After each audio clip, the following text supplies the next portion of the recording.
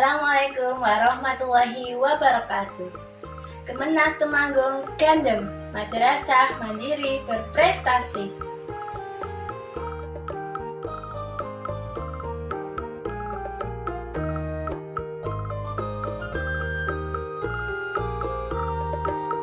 Hari ini kita akan belajar tentang satu hewan yang indah sekali, yang bisa terbang, sayapnya indah sekali dan bermacam-macam bentuknya, bermacam-macam warnanya, bermacam-macam ukurannya. Kira-kira ada nggak yang tahu kira-kira mau belajar apa ya kita hari ini? Oke, betul sekali, kita akan belajar tentang kupu-kupu. Tema yang akan kita pelajari yaitu tentang metamorfosis kupu-kupu. Apa itu metamorfosis kupu-kupu?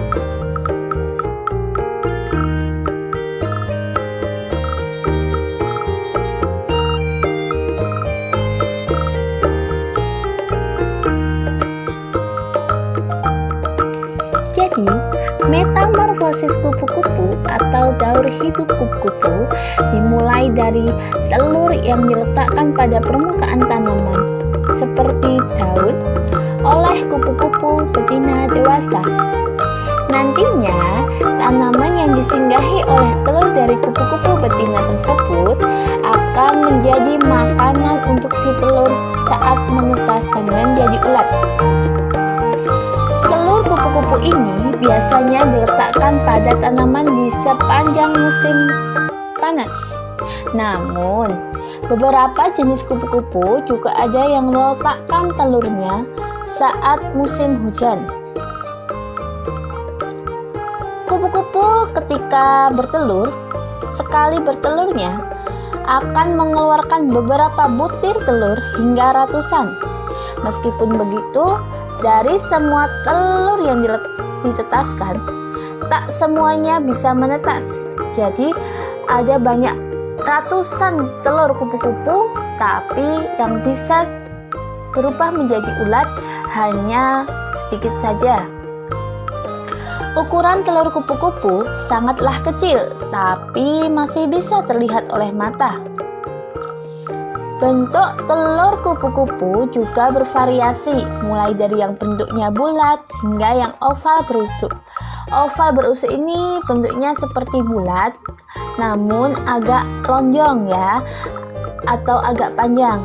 Nah, telur kupu-kupu ini pada umumnya membutuhkan waktu 3-5 hari untuk bisa menetas.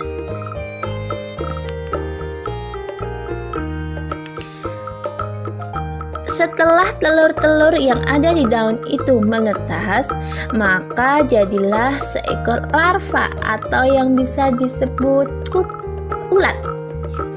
Nah, tugas ulat ini makan sebanyak-banyaknya tanaman yang ia hinggapi saat menjadi telur. Jadi, kalau telur-telur tadi ada di sebuah daun, maka daun itu yang akan nantinya dimakan oleh si ulat. Tapi ada juga loh si ulat yang tidak langsung makan daunnya.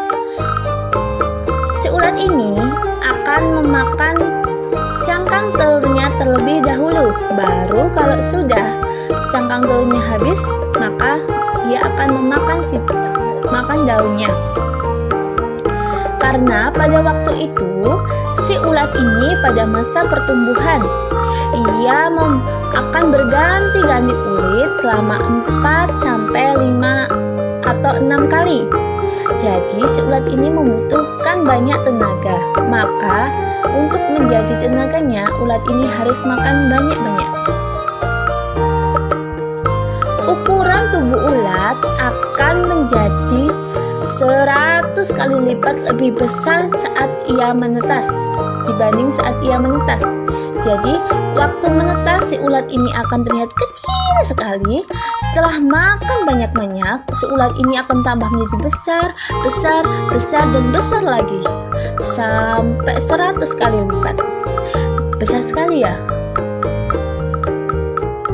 Semisalnya, pada waktu menetas, si telur ini ukurannya seperti jarum. Nah, ketika menetas, ukurannya tidak jauh beda dari cangkangnya. Jadi kalau cangkangnya kecil, ya nanti ulatnya kecil. Namun, ketika ulatnya itu sudah makan banyak-banyak, maka ulat itu akan bertumbuh sepanjang 5 cm dalam beberapa minggu.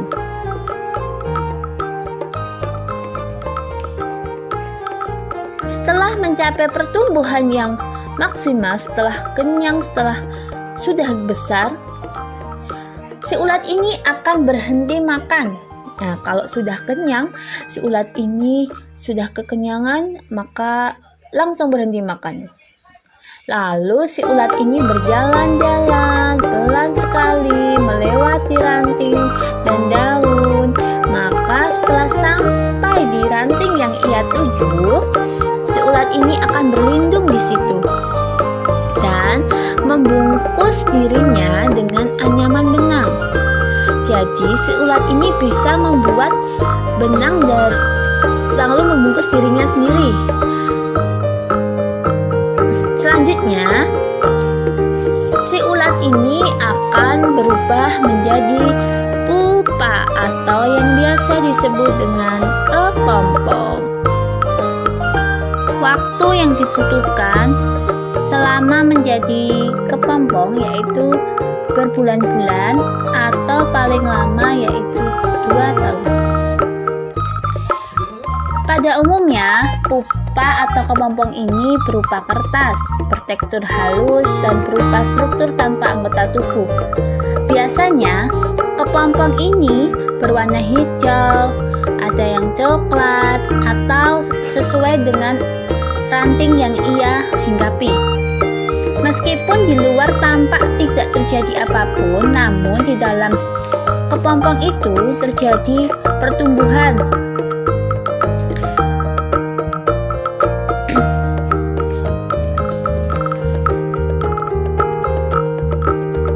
Setelah melalui berbagai tahapan metamorfosis kupu-kupu, saatnya si larva atau ulat tadi keluar dari pupa atau kepompong. Proses ini disebut dengan imago. Ketika seekor kupu-kupu keluar dari kepompong, sayapnya akan terlihat kusut.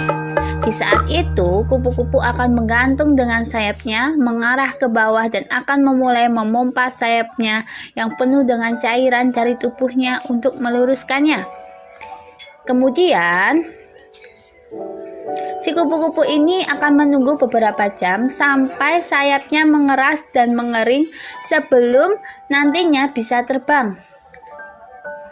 Setiap jenis kupu-kupu memiliki warna dan sayap kupu-kupu maupun bentuk yang berbeda. Setelah melalui berbagai tahapan metamorfosis kupu-kupu, saatnya si larva atau ulat tadi keluar dari pupa atau kepompong. Proses ini disebut dengan imago. Ketika seekor kupu-kupu keluar dari kepompong, sayapnya akan terlihat kusut. Di saat itu, kupu-kupu akan menggantung dengan sayapnya mengarah ke bawah dan akan memulai memompa sayapnya yang penuh dengan cairan dari tubuhnya untuk meluruskannya. Kemudian, si kupu-kupu ini akan menunggu beberapa jam sampai sayapnya mengeras dan mengering sebelum nantinya bisa terbang. Setiap jenis kupu-kupu memiliki warna dan sayap kupu-kupu maupun bentuk yang berbeda. Usia dari kupu-kupu atau usia kupu-kupu dewasa berusia sekitar 2-3 minggu. Tetapi ini dapat bervariasi pada beberapa spesies saja. Tentang metamorfosis kupu-kupu. Bagaimana? Sudah jelaskan apa itu metamorfosis kupu-kupu? Terima kasih. Assalamualaikum warahmatullahi wabarakatuh.